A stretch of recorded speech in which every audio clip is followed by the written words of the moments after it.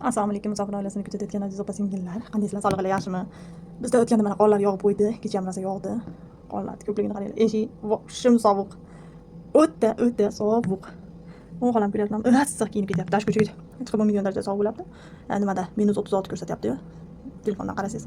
Eshikda boshim sovuq bo'lyapti. Eshikka chiqmasdan uyda issiqxona kofelarimizni ichib, lamon qilyapmiz. Bitta lamonga hamma narsa to'g'rab qo'ydim.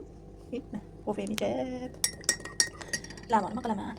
Eshikdan nima qilaman, uyda o'tirib issiqxona ovqatni qilay deb ko'chaga chiqmadim deb qo'yib. Shunaqa sizlar bilan lamon qilamiz bugun. Mana savoldim, piyozni, go'shtni chesnoga qo'shib qo'yganman. Go'shtga mazza ketadi deb. Chaqdi. Piyozni oshxonarimni tayyor qilib qattiq qo'ydim. Ko'p qilmasam kecha qo'ydim. Mayli. Ozroq shirinroq bo'ladi. Qo'ygan mayli piyozni savoldim, hali tomatomni solaman. Kartoshka, qizil pes bolgarskiy и корейский karam soldim. Ba'zan solmay chunki bolalar yemaydi. Musamman bolgarskiylarni ajratadi. Ko'proq kartoshka solaman, chunki hamma bilan kartoshkasini suvini go'shtini yeyishadi. Hamma bolalar shunaqa, yo'q, bitta mening bolalarim shunaqa ham.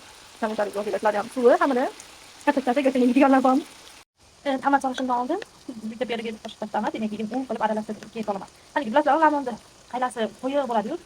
Menda yo'q qara. Suvga o'zini yoqib qo'ysam, tomat qo'yib qoladi. Amma saqlab solsa, sal qo'yiqroq qilib shildiragan bo'lsa. Shuni ko'rib qolib internetda o'rganib oldim. Ani ko'ramiz, qo'yiq bo'ladimi, yo'q bo'ladi. Qo'yiq bo'ladi. Suv quydim. Endi qo'yiq bo'ladimi, bo'lmaydi qaynab chiqqandan keyin bilamiz. Ichiga ko'kat qo'shib qo'ydim. Tuz, murch, kashnich urug'ini maydalanganini qo'shdim. Endi keyin lamonga mana qarasa qo'shaman. Kim yana shunaqa narsa qo'shadi?